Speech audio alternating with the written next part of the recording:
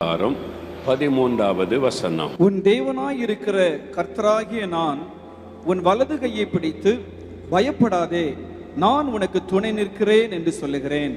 உன் தேவனாயிருக்கிற கர்த்தராகிய நான் உன் வலது கையை பிடித்து பயப்படாதே, நான் உனக்கு துணை நிற்கிறேன் என்று சொல்லுகிறேன்.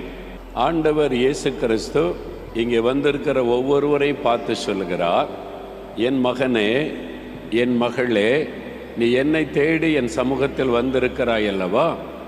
நான் உன் தேவனாகிய கர்த்தர், நான் உன்னை சிருஷ்டித்த தேவன், நான் உன்னை உருவாக்கின தேவன், உனக்காக சிலுவையிலே மரித்து உயிர்த்தெழுந்த ஆண்டவர்.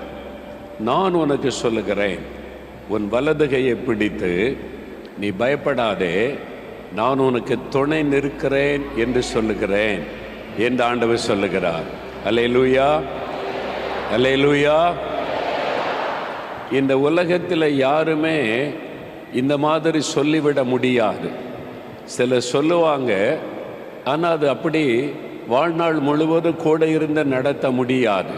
கணவன் மனைவி சர்ச்சில் சேரும்போது கையை பிடிச்சி ஒரு வாக்கு கொடுக்குறாங்க, வாழ்விலும் சாவிலும் மரணம் நம்மை பிரிக்க மறைக்கும் அப்படிலாம் வாக்கு கொடுக்குறாங்க. 4வது மாதம் டைவர்ஸ் நோட்டீஸ் வருது. வாக்கு கொடுத்ததெல்லாம் பொய்யாய் போய்விடுகிறாரு. சிலருக்கு திருமணமாகி 40 வருஷம் கழித்து கூட டைவர்ஸ் நோட்டீஸ் அனுப்பி பிரிந்து போயிடுறாங்க.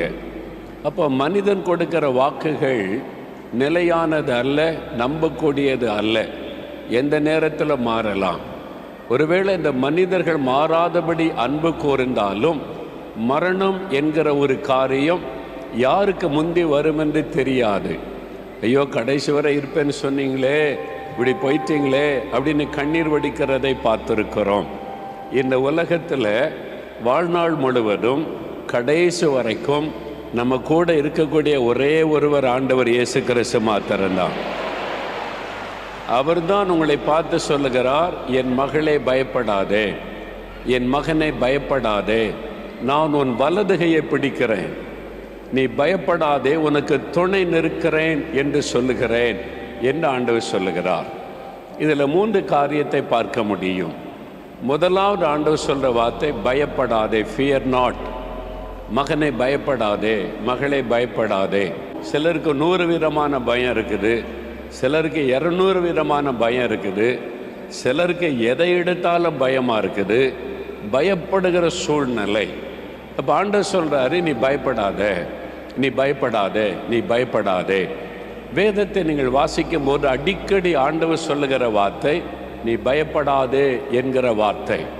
எப்பொழுதெல்லாம் ஆண்டவர் இறங்கி வந்து தன்னுடைய பிள்ளைகளோடு ஆண்டவர் பேசுகிறாரோ அப்பொழுதெல்லாம் ஆண்டவர் அடிக்கடி சொன்ன ஒரு வார்த்தை பயப்படாதே, பயப்படாதிருங்கள்.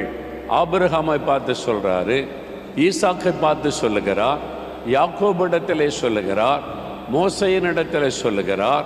இப்படி ஆண்டவர் சந்திக்கிற ஒவ்வொரு மனிதர்களை பார்த்து சொல்லும் போதும் நீ பயப்படாதே. ஏனென்றால் இந்த பயத்துக்கு பின்னால் இருப்பது சாத்தான்.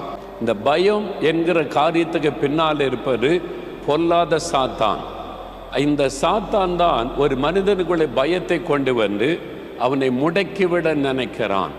இந்த பயமானதை குறித்து 1 யோவான் 4ஆம் அதிகாரம் 18ஆம் வசனம் வாசிக்கும் பொழுது பயமானது வேதனை உள்ளது என்று வசனம் சொல்லுகிறார். ஏன் ஆண்டவர் பயப்படக்கூடாது என்று